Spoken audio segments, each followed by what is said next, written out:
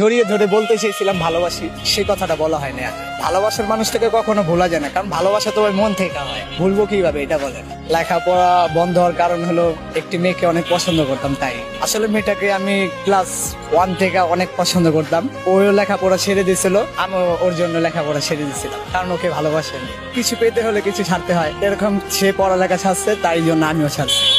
সে এখন আছে কিন্তু কথা বলে না, ভুল বুঝাবুঝির কারণে। একটি ছেলের সাথে সবসময় কথা বলতো, তো আমার তো সেটা সহ্য হতো না, কারণ আমি তো ভালোবাসি। পরে আমি ওকে বলছি যে ওই ছেলের সাথে কথা বলো কেন।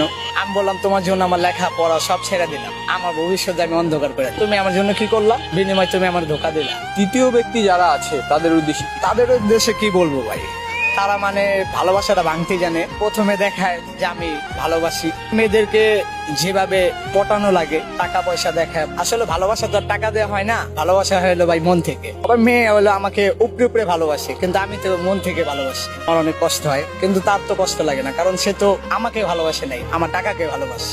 আমার হিসাবে টাকাকেই ভালোবাসে। প্রকৃত ভালোবাসা তারা বুঝেই না। কিছু কিছু মেয়েরা হলো টাকার পিছে দৌড়ায়, কিন্তু কিছু কিছু মানুষ আছে যারা প্রকৃত ভালোবাসে।